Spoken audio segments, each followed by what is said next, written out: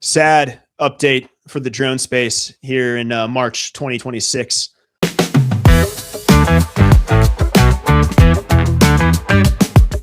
Hello, everyone. My name is Joshua Arneson, president of ARNE.Technology, specializing in all things mapping and reality capture technology.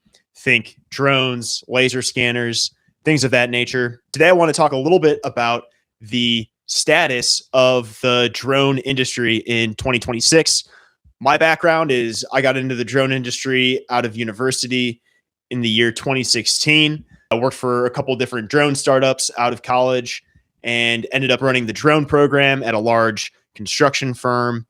Now I've been in the consulting business, helping companies adopt mapping technology and reality capture technology, chiefly laser scanning. However, I have noticed recently some concerning things going on in the drone industry. So without further ado, I will share my screen so you can kind of see. This was a post from Rick Rose, owner at Virginia Droner. This post just blew me away here. But we have a drone operator living out of his truck, heating up a can of beans on the fire. I mean, it's clearly AI. I first saw this. This was hilarious, but also a little shocking and sad. And I'll read a post that Rick accompanied here. Sometime last week, ZiteView decided to go out of the telecom business. All right. So for those of you that don't know, now this is me now. ZiteView, it's like a drone pilot network. So the startups I was involved with early in my career, we were like drone pilot networks, basically sourcing pilots and providing, services to companies, kind of reselling their services. You can kind of think like Uber or Lyft for drone services. You see these kinds of drone pilots doing work on not just telecoms, but power distribution, power lines, and solar fields, right? Kind of a rough job. It pays well sometimes, but margins are really thin on this kind of work. So that's just a little bit of context there. And yeah, again, ZiteView is one of these drone pilot networks. How they treated their pilots after this decision was made, however, is deplorable. Not a word was spoken to the pilots, some of whom were heading out on multi-state drives to stay in hotel rooms or in some cases, sleep in their vehicles.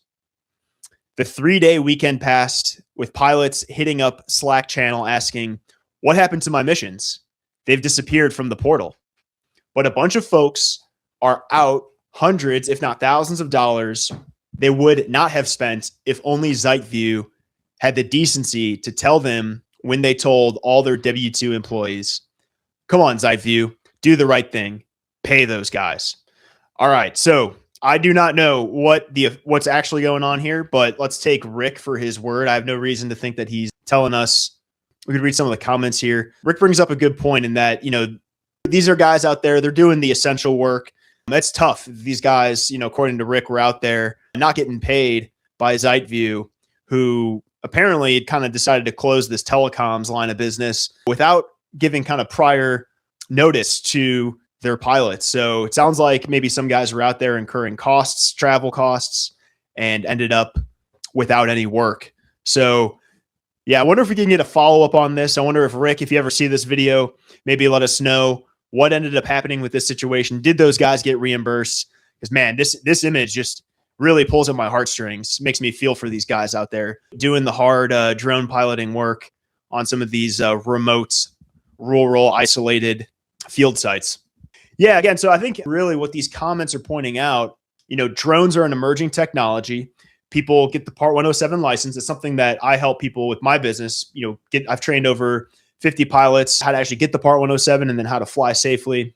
But then once they have this new skill, the market for it. Yeah, it's kind of like what we're seeing with this gig economy in the drone space, where you have this highly specialized skill. You get this special license from the FAA. So what should be, theoretically like kind of a niche skill that you should be able to demand a premium for, ends up a lot of people, kind of desperate for work, end up kind of at this race to the bottom. And I think we kind of see this in general across the board with the tech industry around this gig economy. I'm right there with them as somebody is self-employed and does my own sales. Like, it is really nice to kind of have that independence as an independent contractor. But the downside to that is you're almost more exposed to these like raw market forces that, at the end of the day, really stack up against the individual and tend to favor these collectivized tech companies like ZiteView in the drone space. So many such cases, everyone's kind of familiar with that. And this is kind of what it looks like in the drone space. You have your hobo pilot with his can of beans as he's struggling to scrape by. Sad update for the drone space here in March 2026.